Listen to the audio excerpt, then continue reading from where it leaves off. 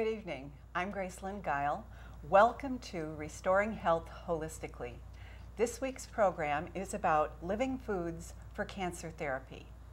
And the guest is Dr. Jackie Campisi. Jackie grew up in Waterford, Connecticut and attended Waterford High School, then Quinnipiac University, where she received a BS in biology. She graduated from Pennsylvania College of Optometry as a doctor of optometry and was a private practitioner offering primary health care for the eyes for 25 years. First as the owner of Vision Sight and Learning Center in Mystic, offering holistic eye care and vision therapy, then at Professional Eye Care in Waterford. As her interest in holistic health grew, she co-founded Wellness Concierge Center of Mystic and helped premiere the film Forks Over Knives. Tonight she is here to talk about fighting cancer with the help of Hippocrates Health Institute and Living Foods. Welcome, Jackie. I'm so glad you could join us. Thank you. That's a nice introduction, and I really can't wait to tell you more about my experience at Hippocrates. Thank you. Well, what led you to make such a dramatic lifestyle change in 2008? Well, as an optometrist, I had known a lot about alternative health, and I had learned a lot about nutrition. And when I was diagnosed with breast cancer and had surgery, I decided that I wanted to find out how to boost my immune system. So rather than rush off to chemotherapy and radiation, which is what the options were I had, I went down to a naturopathic osteopath in Pennsylvania, and he introduced me to a whole host of tests I'd never had before. And he also handed me a videotape called Healing Cancer by Mike Anderson. And he said, I want you to go home and look at this. I'm going to introduce you to a vegan diet, and I'm going to give you a cookbook by the name of Living on Live Foods by Alyssa Cohen. And he also gave me other homework. He told me to read the China Study by T. Colin Campbell from Cornell University. I have read that. And that material really changed our lives. As soon as we got home, we decided to adopt the vegan diet and pursue that as our treatment. Wow, that was pretty gutsy. Yeah, yeah. We didn't realize that we were doing it a little bit. We didn't have all of the information at the time. So what happened was we started juicing, and we started using fruit more so than vegetables because it tasted better, and we had no idea that that was really not part of the diet. We shouldn't have been using so much sugar. So some of the things that we did were a little bit off of the instructions that he had given us. What we decided to do at that point was adopt some other alternative therapies, do a little bit of Reiki, massage, so we used a little energy healing as well. Yeah. So then what happened? That's, following a vegan, raw vegetarian diet is not easy to do, and you have 2 children and your husband, so feeding a family of 4 in this way is a lot of work. Right. It's labor intensive, put it that way. Yes, and what happened was it became very difficult to stay on this diet. We weren't sprouting, we were just eating raw food, and we started going back to work. I started trading health for wealth, and I went back to work 2 days, 3 days, 4 days a week, and before you knew it, I was up to 5 days a week, and I started eating the standard American diet again. And so unfortunately, the cancer came back, and we were left with new decisions to make at that point. So what happened in April of this year? Well, I thought I was just having some back pain, and I was, like I said, working full-time.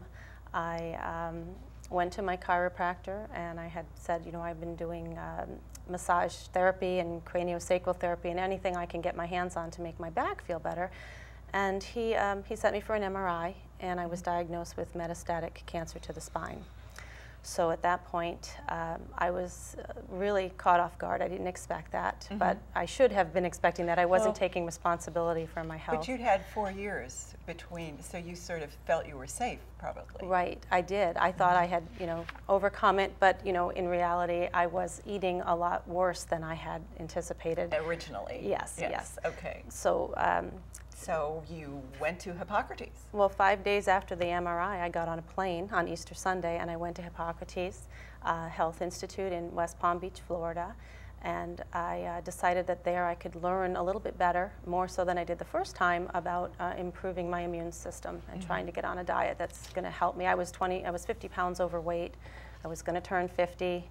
I just thought it was old age creeping up on me, and you know, this was the way it was going to be. But I decided I'm going to take responsibility and take that weight off.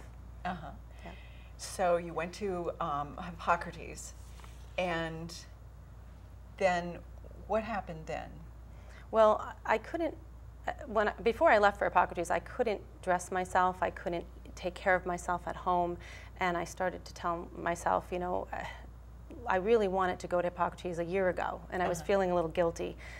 So I decided, you know, I said to my husband, I really couldn't take off time from work then, but because I couldn't move or work, at this point, it was really the only option I had, and it gave me the catalyst to get me there. So when I arrived, they gave me a scooter, and I had to navigate a 55-acre campus, and they checked me in. They gave me blood tests. They welcomed me with a team of nurses, took my vitals, explained to me that I was going to be eating this vegan diet, which I thought meant at the time lots of wonderful Florida fruit, but you know, that's when I learned that I shouldn't be eating fruit at all, and that fructose is actually more dangerous than white sugar. And oh, really? That for surprised cancer patients? Me. Yes, yes. So. Well, I wanted to just jump back a little bit. How did you know about Hippocrates? Good question, yes. I had heard about it from the osteopath I went to back in '08, but at the time it sounded too expensive, and it sounded like something I really wasn't going to be able to take off time to go and take care of myself. So I wanted to hear Dr. Clement speak, and he was speaking in October the year before I was diagnosed. And we went up to the Cape as a family, and when I heard him speak, I realized, wow, I really need to go there. But again, too selfish to take care of myself. It was October. We decided we needed a family vacation at Christmas, and we took that over me taking care of myself. So when push came to shove in April, I didn't even question it. Got on a plane and went.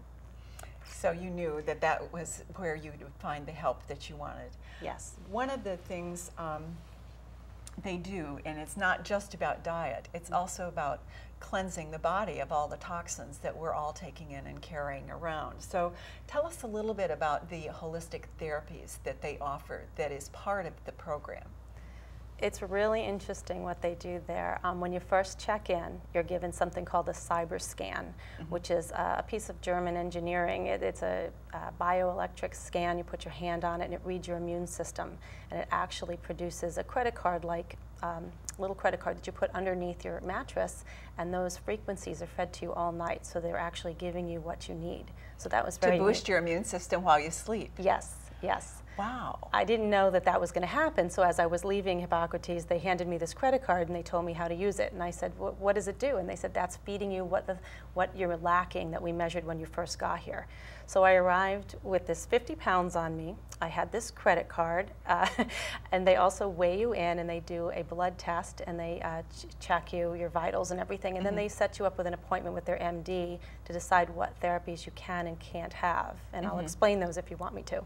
Yeah, I'd like to have you just run through them, because I want people to understand that it's not just changing the diet. That's really, that's the foundation of health, because that's what feeds the cells and allows your body to do everything. But most of us carry so much pollution and toxins in our system that we have to do a lot of detoxification before the body can function the way it should. Exactly, and that was the problem with me, was I was very toxic. So most of us are. Yeah, I didn't realize that you can't control all the time your environment and your laundry detergent and everything that's going in, even your clothes. I learned that clothes could be toxic because of the unnatural fibers and chemicals we're wearing in our clothes. And Dr. Clement wrote a book called Killer Clothes, yes. So what they did was they offered me several therapies. One of them was colonics, so they're trying to detox the colon. they use wheatgrass in their colonics, which is different than what you might get around here. So you're actually flushing your system with something that's like having a blood transfusion, giving you lots of oxygen. So the wheatgrass carries the oxygen into the colon to help the detoxification? Exactly. Okay. And weight loss too, which and is a weight nice loss, benefit. Yes. Because you lost 25 pounds while you were there? I was there, yeah. Yeah. And then they offer something called a hot and cold laser, or warm and cold laser, and the cold laser's for pain, which I needed for my back because I had 2 compression fractures. And the cold, that was the cold laser. The warm laser detoxes the liver and the brain, so they aim them at those sections while you're laying on a table. And that was really nice. You get to do that every week. You're there for several times a week. There was a hyperbaric chamber, which is an oxygen chamber, right. And they usually use that after you've had a vitamin C injection or a glutathione injection or some vitamin B, because the oxygen helps bring those nutrients to the cells. Okay. Okay, so I had a vitamin C drip, and then I had vitamin D injections because my vitamin D was very low, and that's something that indicates cancer. A lot of people, well, 60% of Americans have low vitamin D because we're so paranoid about getting any sun that we might get cancer. And by not getting enough sun to produce vitamin D, it makes us more prone to have cancer. So, so we need a little education in that area too. But vitamin D deficiency is rampant in this country. And there were 2 other therapies that you probably have never heard of before. One of them was called the H-wave, which is an anti-inflammatory type unit. It looks like a TENS unit. It has little electrodes that put on your body, and it helps flush the cells. And I had lymphedema in my right arm from the surgery, and it really significantly took down the inflammation. Electromagnetic therapies as well. I sleep on a biomat at home. Some people around here have heard of those, but this was a more advanced biomat which uses infrared and electromagnetic therapies to detox cells. Wow. Yeah. So they're cutting edge of what they're doing. Yeah, I never Well, saw they've been these doing things. it for 40 years, so they should be cutting edge. Exactly. So how did you spend your time between therapies? Well, we had a lot of lecture time, a lot of classes, and that's the benefit of Hippocrates. I didn't have that with my osteopath the first time. I just had a visit or 2 down in Philadelphia, but they really explained why you're going to use the sprouts, what's in the chemical makeup of the grasses, why are greens so important, and we really spent a lot of time learning how to sprout ourselves. Meeting with the nurses, meeting with the doctors. At some point, Greg came down 2 weeks into my therapy, and he came to learn what I was learning so he could introduce it and bring it home. So tell the viewers a little bit about why the sprouts, what they contain, and you know, why living food is so important compared to the sad standard American diet. Thank you for reminding me. Yes, sprouts are really important because they have enzymes. The enzymes help to reverse the aging process. We're the only thing on the planet that cooks our food. So when you cook your food, you denature the enzymes. The heat kills the enzymes. Exactly. So they use raw living foods, and they're saying is it's not the food in your life, it's the life in your food. It's so important to keep that life force going, and that's what helps you get better. And that's what boosts your healing, is because the body is getting the body makes enzymes itself, but by the time we're in middle age, we're using up a lot of the enzymes, and so it's even more important to get them through the diet to keep that active catalyst for cellular functioning going. And they've actually done studies where they've shown when the food is cooked, it has a less resilience, and your body actually has to work harder to digest it. So the natural enzymes that you're using to fight disease are being now used to digest foods that weren't meant to be digested. So cooked. And that's why raw is important. Yes. As well. Okay. I'm sorry, I'm not saying that everybody needs to eat a raw diet, but if you have disease, it absolutely will enhance your ability to heal.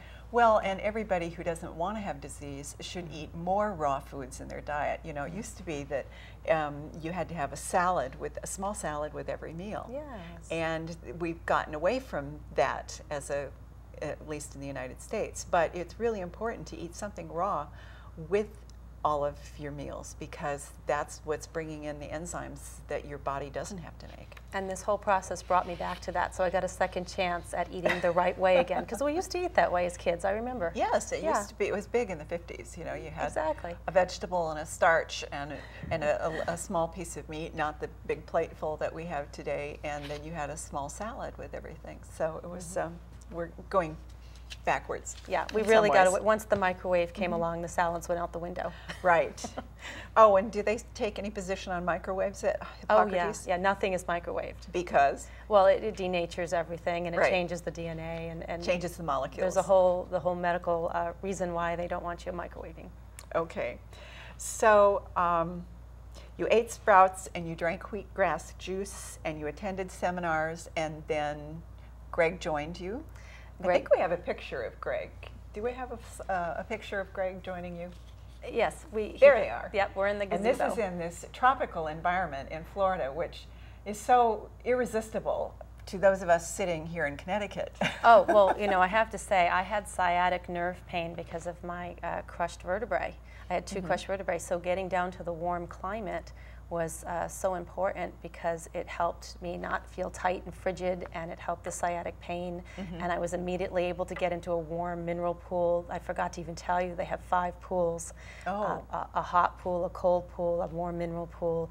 Saunas, infrared saunas are a big part of the program. Far infrared saunas are great for detoxification. Big time, yeah. So once you're in that warm climate and you have 55 acres to explore, of course I wasn't able to walk around the campus, but it was really, really beautiful. But you could get a lot of sun and boost your vitamin D levels. Definitely, yes, yeah. And they have a spa called the Oasis Spa. You can get massage therapy, and you can get facials and any extra things you wanted to while you were there.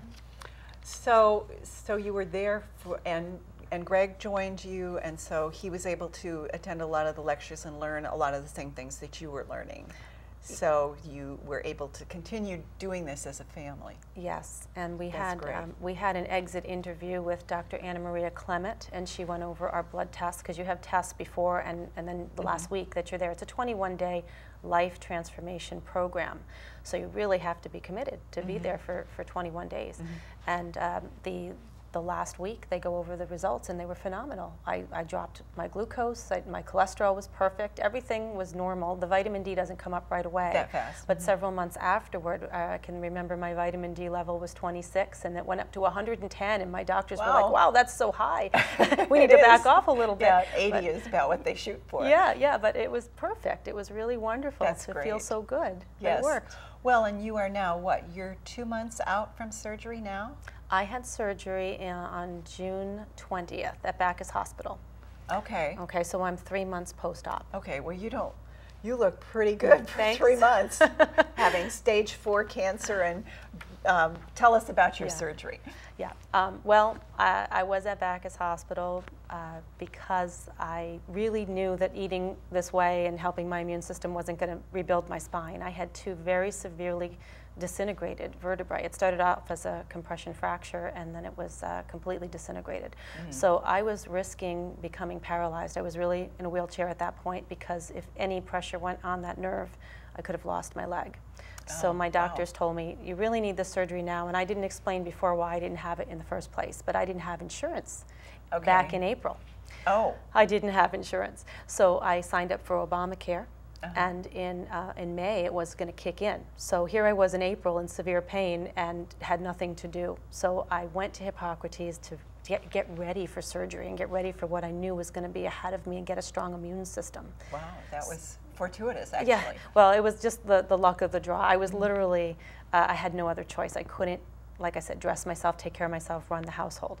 So once we got through the surgery, the doctor said, you know, it's a good thing that you had lost that 50 pounds, because we didn't need staples, we didn't need stitches. The surgery was amazing. It was 8 hours of surgery, and it went perfectly. And he told me there was going to be a lot of pain, the recovery was going to be a rough road. It would take a year before I felt normal. And I have to report, I was so excited. I did not need any pain medication when I got off the table. I got out of... None? None. I got out of, intensive care, and my parents came to see me that day, and I think we have a picture of you and you wouldn't your parents believe it. celebrating. Yeah, I was glowing. I was 8 hours after surgery, and it's because of Greg. He actually was bringing me my sprouts at the hospital because they allowed that? I couldn't believe it. They were wonderful about it. Yeah, my nutritionist came in the room and said, "You're a vegan.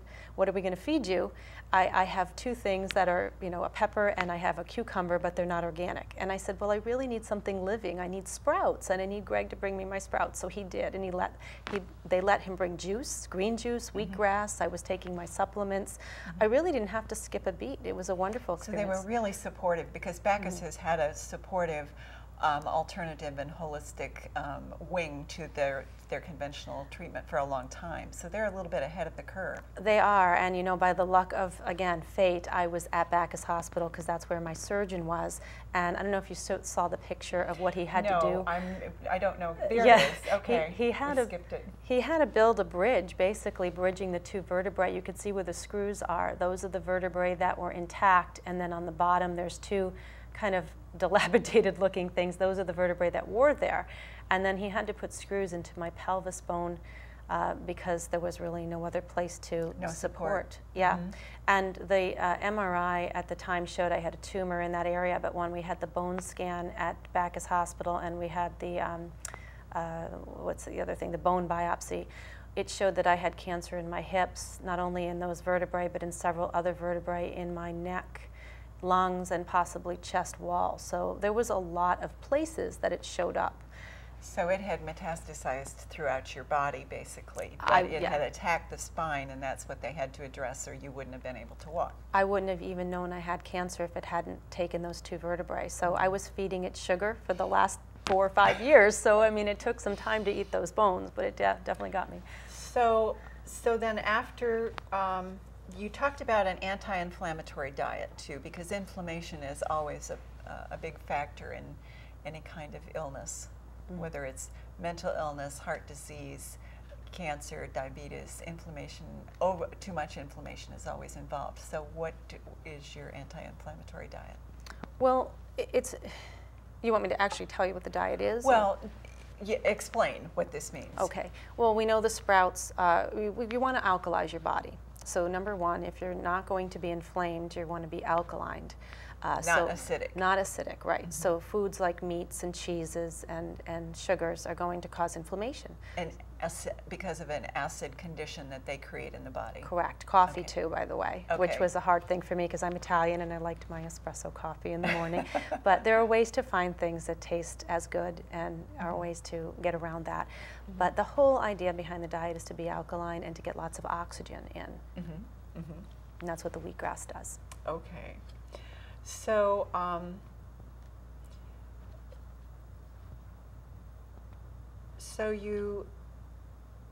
did they talk about radiation to you? They did. They talked about radiation to the primary site where the surgery was done. And I wasn't really sure I wanted to have that done, but of course I knew I wasn't going to get a second chance at this either, so I was willing to listen. And they really were trying to get me to take some medication as well because I had an estrogen-positive tumor. And that responds very well to medications like Arimidex and tamoxifen that help reduce estrogen. Little did I know that the plants, the phytochemo that I was taking, were actually lowering my my numbers. So the vegan, plant-based diet was actually eliminating the intake of all the estrogens that we're getting from foods and toxins and things like that. Exactly. So I agreed to take the Arimidex for about a week, and then I got such horrible side effects. I really didn't like taking that. So I went to a second opinion. I went to another doctor up at Yale and Greenwich who wrote a book on nutritional integrative medicine, Dr. Barry Boyd. And I was very happy that I went there because he commended me for doing what I did. I didn't expect that from another oncologist, especially one, from such a prestigious medical school. I didn't expect that they would be behind the diet. And he said he never really used it as primary therapy before, but it seemed to be working. My numbers had all come down, and he said, you're regulating your own estrogens with the plants, so keep doing it. And he didn't recommend the radiation any longer because we actually did a PET scan, and we found out that at that primary site there was no cancer anymore. Wonderful. Yeah. So it had reversed that much that quickly. In about 3 months. Amazing. Yeah, there's That's still other very spots. exciting. There was still well, other you're spots, still not in the clear. We Yeah. both know that. It's too Yeah. soon, but you're given what you had, its reversal is rather dramatic. And they said at Hippocrates it would take about 2 years to reverse this. And well, they didn't say to reverse it, but they said to really get your body in a good state is going to take about 2 years. So we knew that magic wasn't going to happen overnight, but we were contending to have, you know, medical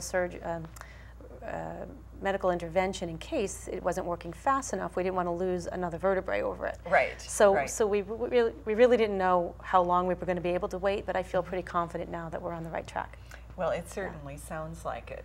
So, so what's the plan now? Well, the plan at this point is to keep doing what we're doing, to go back to Dr. Boyd in 2 months and take more blood tests to make sure the heavy metals and all the other things that are being detoxed out of my body are actually being eliminated. Disappearing, right? Yes, and I really don't have any pain to speak of, just a little stiffness here and there. The cold really bothers me, so I think we're going to go to some warmer climates for the winter. But at this point, I'm just going to try to maintain and not go off the diet like I did the last time, and teach as many people what I've learned so that I could share this with others. Well, you've certainly been quite an agent for change in your community. So yeah, your story has made a lot of people sit up and pay attention, and so I think that that is empowering many other people as you go. So you're going to be an ambassador for Hippocrates in this area, and you're also helping them invite doctors who are interested in learning more about this to come and visit. Tell us about that program.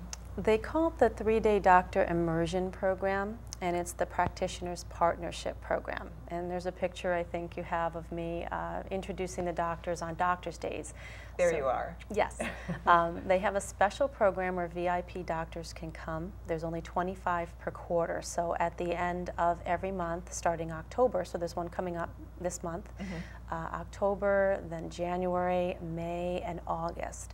You can, if you're a practitioner, even a holistic practitioner, an MD, a nurse, optometrist, chiropractors, anyone in the health field that's interested in learning how to help their patients be more proactive in their health and take responsibility and learn more about nutrition. They go down there and they learn what I learned in 3 weeks, and it's a very compressed class. Right, but they do it in 3 days. Exactly, and they get to eat the food, and they get to use the spa, and they get to try out all of the different holistic therapies I told you about, and they get to go to graduation. And there's nothing more convincing than seeing a class of people walk across the stage telling their story about how they got better while they were there. I mean, it's really an experience. So this is a graduation of the general patient population.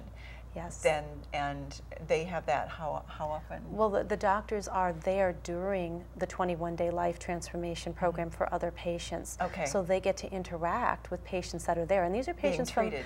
from all over the world. Some of them very sick, some of them just there for vacation, some of them just like me that were, bone cancer, breast cancer, and they're there to learn. And the doctors get to integrate and talk with them in the pool or at the spa or around the corner from the where we eat dinner.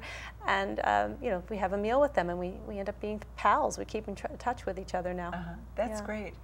Well, and it's also wonderful. I understand Hippocrates, just to give viewers some size scale, is that they have a staff of 200 people. So this, and they've been going for 40 years. Yes. And so this is not something new, and it's well tested, and it's very well developed. Yes. So it's a wonderful place if you have serious problems to find out about them. Well, what's nice also is they've spent these 40 years doing research on every single person that crossed their door. So when people say there's no research to talk about nutrition and how well it can help your immune system, there's research, you just have to ask for it. And Dr. Brian Clement said anybody can come down, and we'd love people to look at the research. We have it. So if you're interested and you're a doctor and you want to find out about a specific case, you can sit down with their MDs, you can sit down with Dr. Clement himself, and he'd be happy to go over this with you. In fact, it's in all of his books. He's written 20 books on the subject. Yes, and I brought his latest book, I think would be very helpful to people. It's called Living Foods. Yes. And I'm going to dig that out so that I can show it on camera in the next section of of today's show. I forgot to do it in the Hippocrates show. And he does have one called Life Force, which is about sprouting. And then I mentioned Killer Clothes, and he even has one called Killer Fish. I thought fish was safe for a while. I was eating fish thinking I was doing okay, but they're at the bottom of the food chain. They have the most pollutants and toxins in them because everything's washing off into the water and our fish are getting it. So it's really quite frightening what's happening out in that environment.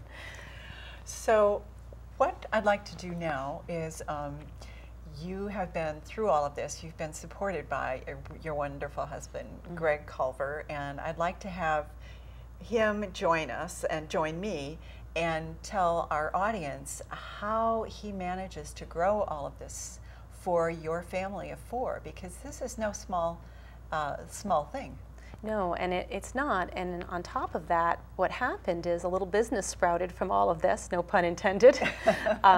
We not only started to grow the food for ourselves, but then Greg realized that neighbors and friends were starting to come over and they wanted sprouts for themselves. So we sprouted out, and I'll let him tell you about that. We also started a mini Hippocrates immersion because people wanted to know how to grow sprouts and how to eat this way. And before they go all the way down to Hippocrates for 3 weeks, this gave them a nice little stepping stone. So we have a luncheon that we do at our home, and that's what we're calling it, is the mini Hippocrates luncheon. And they can come and enjoy food with us, and we'll show you some pictures of food when Greg gets up on stage. Well, I've enjoyed your food, and I have to say these luncheons are delicious and energizing and beautiful and fun. And so I encourage those of you who are interested in learning more about this to start at lunch. It's an easy way to go. Yeah, and it's nice to know it's not just salad you can eat. There's a lot of other things that are delicious, and I would recommend the books, the recipe books that Anna Maria writes. Okay, well, we're going to take a little mini break here and bring in Greg and his sprouts. Welcome, Greg. I'm really glad to have you join us, and I know that you've been a big instrumental part in Jackie's health quest to restore her health, and that's really important to have a lot of support, so I applaud you. Thank you. I'd like to tell the audience a little bit about you, just so they feel like they know a little bit about who you are. Sure. Greg is a businessman who attended Waterford High School and studied math and actuary science at the University of Connecticut. He founded and operated Culver Associates, a custom building and general contracting company, for 34 years. He co-founded Westminster Properties Residential Land Development Company and co-founded and managed Vision Sight and Learning Center, an optometry practice. For the past 7 years, however, he has studied, lectured about, and lived on a raw, whole foods, living plant-based diet, and that's no small feat. He has created a sprouting system inside his and Jackie's home that has enabled them to produce 80% of the food eaten by their family of 4. So I know I'm in awe of this, and a lot of other people, once they start sprouting, they will be too. So what we'd like you to do today is give them some tips on where to start, what to do, what not to do, and how to make this possible, because it sounds overwhelming at first. Sure, and it can be, and I got exhausted just listening to you read about what I've done. So let's take them through it and try and help them understand the process. So where do you start? Step number 1. Start slowly is where you start. It's not something that you want to take on all at once. I currently grow what I call the core sprouts from the Hippocrates diet. So to support our family eating the Hippocrates program, and the core consists of wheatgrass, pea shoots, sunflower sprouts, mung beans, and maybe one other. I'm not sure. Oh, and I grow some microgreens. That's really the core. What I would suggest, though, for people who are just starting is to take one crop at a time. Well, let me ask you right up front, why do people need to eat sprouts? Well, sprouts, what makes them so special? Sure, sprouts are 14 to 50 times more nutritious than the produce they create. So instead of eating a piece of broccoli, you eat broccoli sprouts and Absolutely, and the broccoli sprout is a great example because the broccoli is about 45 times more nutritious as a sprout than it is as the broccoli it produces. So all the energy of the plant is encompassed in this small little sprout. And so you can eat less and get more, or get more and get more. Well, and that's kind of the foundation for Hippocrates, which is mind, body, spirit. And if you look at the food component of that, what they are trying to get people to do is to eat a lower calorie diet. Okay. Higher nutrition, Yes. less quantity. And what, the SAD diet is the opposite. It's voluminous amounts of food with nothing in it. Right, empty calories. Exactly. And that is why we have the obesity epidemic that we do. Yes. Because the body still is hungry, even though people have eaten a lot of food because it's not getting any nutrition. Never turns that message off. No. Just hungry, hungry all the time. Yes, yes. So, okay, so now that we've established why these sprouts are such a big part and why they should cover your plate, where do you get the seeds? Well, I get the seeds from the very same supplier, which is gotsprouts.com, that supplies Hippocrates. And Okay. one of the reasons I do that is the wheatgrass. Wheatgrass is very particular. And you'll notice if you can see this wheatgrass that it's very, very green, full of chlorophyll, very wide blades, standing up tall and strong. These are important components to me in the things that I'm growing. I'm looking to grow the very best crop that I can nutritionally. And these are some examples of that. Got Sprouts supplies Hippocrates. It's very sweet, and it's all organic, and the great yields. But the wheatgrass, you don't actually eat that grass. That's correct. We auger juice the wheatgrass. Okay, auger juice. Squeeze it. Squeeze it. Okay, so you can't put it in a blender and you don't put it in a food processor. You have to get a juicer to do wheatgrass. That's correct. You could put it in those other devices, but they shatter the cell structure of the quality that you're looking for in the plant itself, and the auger juicer squeezes it out and keeps the enzymes intact. And so why do you want wheatgrass juice? Why is it so? It's the #1 thing on your list, basically. It is. Wheatgrass juice is the #1 thing on Hippocrates' list. It started 65 years ago with Ann Wigmore when she founded it. When she was healing people of their various diseases, wheatgrass was the foundation of that. High very high in oxygen, alkalizes the body, 50 different naturally occurring antibiotics, vitamin A, vitamin C. I didn't bring my list with me. I mean, there are books written about wheatgrass. In fact, it's a complete food. If you had only wheatgrass to survive on, you could go for months and months and months. Wow. Yeah, it's a spectacular crop. It really is the foundation of the whole process here. Okay, so you get the seeds from the same supplier that Hippocrates uses, Correct. and you get all these different, and I know you have a chart that you have of the seeds and I do. that you shared with me. Do you share that with everybody? Is it?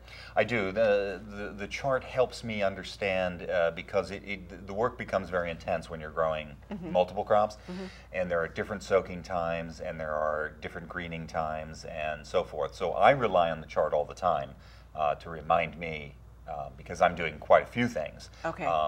And when I want to set up a new crop or soak or rinse or whatever stage I'm in, I can just refer to the chart. Okay, so tell us, okay, then we've got the seeds. Now what do we do with them? Okay, very simple process and pretty similar throughout all the different crops. We start by soaking the seeds, and I brought a couple of buckets pitchers that I have modified. You'll see that I put holes all around this one to let the water drain through. This one is solid. What we do is we put in our seed in here, and in my case, I use four cups of seed. Because you're Which planting is true throughout the crops. Flats, yeah. And this is a flat. 4 cups will evenly plant 2 flats. Okay. And that is in alignment with my system. So what I'll do then is I'll take this in, refer to my chart as to whether how long my soaking times are, and what kind of temperature of water I'm going to use to soak. So I've got my 4 cups of seed in here. I'll fill it 3 times as much water as seed. Okay. And I'll let it soak for the prescribed amount of time. Let's say wheatgrass is 8 hours. Okay. All right. So once that's occurred, the seed will start to sprout. Little tiny tails will grow on it. You might See get an those little example tails, here. Yeah. Once it's done that, which is about 36 to 48 hours, now it's ready to plant. And I brought you an example here. This seed was planted 2 days ago. You can see it's just starting to green up a little. Now, is that wheatgrass? That is wheatgrass. So it's the same product as that, but this is the early stage of it. Yep, so this was just planted. This is the example of wheatgrass that's about 7 days of growth. And you can harvest, how long do you let it grow normally? Sure. This crop will be ready tomorrow. Okay. So 8 to 10 days, depending on your conditions of humidity and temperature. And then you'll cut this close to the seed, put it in a wet paper towel, and put it in a Ziploc bag, squeeze all the air out, and put it in your fridge, and you're good for 10 to 12 days. Until you're ready to juice it. So you have 10 to 12 days to use the wheatgrass that you've harvested in the juicing process. Absolutely. And how much of wheatgrass do you drink a day? So Per person would be 2 ounces twice a day. It's like a shot glass. Yep, it is a little shot glass, and the requirements for one person in a week would be 3 pounds of wheatgrass per person per week. Okay, and this is in probably close to 2 pounds. Okay, all right. So typically 2 flats All right. will sustain So one person all week. Okay, so you can, so if you were just doing wheatgrass, you could do it in your windowsill if you had a big window. Absolutely. Okay, so then let's talk a little bit. You have something about harvesting requirements to support the Hippocrates diet. Sure. So Gracelyn, this is the core I was talking about again. So to support the diet, what you're looking at is what we just mentioned. 3 pounds of wheatgrass per person per week. You would also need 3 pounds of sunflower sprouts per person per week. You would also need 2 pounds of pea shoots. You would need 1.5 pounds of mung beans and 1.5 pounds of buckwheat. That'll give you the core for the salads, the juices, and the wheatgrass shots. Okay. In addition to that, you'll need a few things from the grocery store or local farmer's market. But these are very easy to acquire organically, and you don't need very much. Not including these things from the store, we're producing meals at under 20 cents a meal. And this is a complete meal, and it's kept you going for 7 years? Absolutely, yeah. I mean, you don't look malnourished. No, I was on the SAD diet too, and I can tell you that my energy has increased wildly. I've lost the extra weight that I didn't need. Clarity of thought is remarkable. All upside, all upside. That's great. So I think we have a picture of you in in your sprout Oh, yeah. space. Yeah. And so these are some of the different ones that you mentioned, and you have the racks. Now you have plenty of light in that room because I think it was formerly had a pool in that room, didn't it? Absolutely. So, but you can get grow lights for these racks too. You can. All your requirements is full spectrum lighting, nothing direct. Right. And so you do not want direct sunlight on these plants. They just need lots of light, but not direct sun. Full spectrum, yep. Okay. And did we find that photograph? Oh yeah, we did. Okay. And by the way, what you saw in that photograph was that was growing for. So what you're looking at is probably a week's supply for 8 people. Okay. Great. All right, so you say to purchase the micro sprouts in local markets instead of growing your own. Okay, again, if you're growing the core diet, you're going to have your hands full. You can add some micro sprouts to that as well, and you will as you get more comfortable with it. I grow a few of them. I grow, what do I grow? Alfalfa, clover, Radish? broccoli, radish. Here and there when I can. But one of the reasons for picking it up at the local market is they're readily available now. Okay. So none of the core stuff is readily available, certainly not in the volume that you need. Right. But when we're talking about micro sprouts, we're only talking about sprinkling a few of them on To the add on the variety. salad. Exactly. And places like Fiddleheads locally in New London, the farmers markets that they have around town here while they're still open seasonally, you can pick up the clover, you can pick up the radish, broccoli as well, and it just takes some of the burden off you. So you then have time to go play golf or something else. Exactly. You're looking for 15 minutes at a time here while you're doing this. All right, so we have about 10 minutes left to go in the program. So what I would like to do is tell us what, I'm sure people have a lot of questions. So do you answer questions? How do you encourage people to contact you? Do you recommend that they buy a book first and then yeah, great question. People do ask a lot of questions. There's a shift going on in our culture right now, and people are full of questions. People are starting to notice this trend, this lifestyle. They're noticing that they don't feel well, and they don't quite believe in the systems that they have, you know, to resolve that.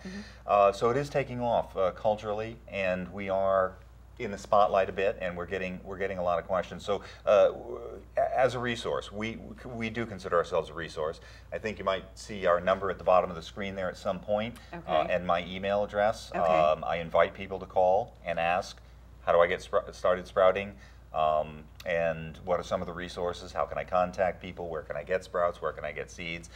We're glad to help with that. We also offer, I think Jackie mentioned, the mini Hippocrates immersion at our home. Okay, let's talk about those luncheons at your home, because she didn't have time to go into the details of that. But you're growing a lot of these sprouts because you're also inviting people to lunch on the weekends to learn about how to do this. So this is how they immerse themselves in a wonderful experience with somebody who really knows what they're doing, because you've been living this way. Absolutely. So it's a great place to start. What happens at one of these lunches? Well, to go to Hippocrates for the 21-day commitment is a very significant commitment, and might not be the great first exposure to this. So what Jackie and I are doing is we're trying to introduce to people, number one, the diet, number two, the process of growing so they can sprouts. taste it. Absolutely. Right. And what happens is it's about a two-hour introduction. People come to our home on the weekend. We take them through a course on sprouting, which starts in the kitchen and soaking, and goes to planting, and then shows them the room you saw where everything is growing, and they can see the various stages. We bring them back in and we harvest a crop, show them how to store it and preserve it, which is followed by the Jackie producing the salad with all of the things we've grown. Right. And what's interesting is the people have the opportunity to see how these things are being produced, and you know, really how simple it is if you have a system. Right. And then the opportunity to sit down and eat something that was literally just harvested. It Yes. doesn't get fresher than that. That's true. And then to see, you know, for themselves, wow, this really, it's vibrant. It's full of incredible flavors. It's full of great energy. It's really very attractive. It's crisp, bursting with water. And once you get into it, I mean, it's work to grow for a family of 4, but for one person, you can grow a lot of this stuff in a jar. Yes. You know, you don't have to have flats. I have a little sprouter that I use in my kitchen in the wintertime. Yes. But I've also just sprouted lentils and other beans in a mason jar. So it's... Which are fantastic Right. toppers on the salad. Right. So you can use your imagination, and it doesn't take a lot of equipment for those types of things too. So so they come to your luncheon, and they get to taste all this, which I can say is really great, and it's beautiful. I think we had a food plate. Did we show that food plate? One of Jackie's creations. Yep, there you go. I mean, this is so appetizing and so delicious. Oh, the dressings that you use. I know that a lot of the dressings that you use are also designed to alkalize the body, not to be acidic. So tell me, what's in the dressing? Sure. Well, and one of our goals is to create all of the food. With the exception of the few things that we buy organically at the grocery store. We also make the sauerkraut, which is the prebiotic. Then, of course, you have the salad, and then the salad dressing you're talking about. Hippocrates has many recipes. for us, we keep it pretty simple. We use a organic, first cold-pressed olive oil. We'll match that with the same amount of Bragg's amino acids. Okay. And is that for flavor? Yep. Okay. Yep. And it gives it a saltiness too, because you don't Okay. want any vinegar products. And then we'll squeeze a whole lemon into that. Okay, so it's very alkalizing from the lemon. Yeah, and that's a fantastic dressing. I mean, it doesn't sound like much, but it's very remarkable taste. Well, all the way through Greece, eating salads with olive oil and lemon juice was quite all right. Yeah. Yep. So is there anything that we've forgotten to cover? You know, the only comment I might make is that having done this for so many years, I've kind of gone a little past the food as well. And there are two things that I'm learning now, which I would share with you. One of them is found in Dr. Bryant's book, Longevity or Life Force. I think it's in Life Force, towards the end. And this was news to me. They actually took sprouts and different food groups, actually all food groups that were sprouted, and they measured them energistically, not just nutritionally. Okay. But for the content of electromagnetic frequency in it. Okay. And there was a tremendous variety, or dichotomy, I would say, from certain foods down to other foods. So if you get down to meat, meat is dead and has no energy, the meat and potatoes diet, and it actually, when you eat it, removes energy from your cells, takes energy from you. To digest it. And then if you come up to the top of the food chain, we have wheatgrass. It's so high in energy that when you eat it, it's almost a stimulant, but it's not a stimulant like coffee, you know, with ups and downs. It's a stimulant energistically. It's not a stimulant of the nervous system. It's a stimulant of the cells. It's enabling charging them to do you. what they're doing. Yeah, it's absolutely remarkable. So that was remarkable new information, something that I hadn't known and really appreciated learning. The other thing is to share with people that we grow 80% of all of our food consumption. It doesn't sound like a really big deal until you consider the carbon footprint of our current U.S. food system. Yes. And what it takes for you to drive to the store to acquire a meal. And that meal has flown 1,500 miles to get to you. Absolutely. So the gas, we're spending the jet incredible fuel, amounts of energy to we produce are. food here. And that's part of the global warming issue too. So your carbon Absolutely. footprint with your diet is practically zero. Yes, it certainly approaches zero, which to me is, I think, important in light of the things that we're up against these days. So I really appreciate you coming and sharing all of this with me, because I'm very interested, and I will be sprouting and grazing and juicing in the future. You can bet that, since I'm a health nut anyways. So, well, thank you for having us on the show. We really appreciate what you're doing here, Grace. It's my pleasure. We thank all of you for tuning in, and I hope that you will join us again next Wednesday at 7 o'clock on this same channel for another episode of Restoring Health Holistically. Good night.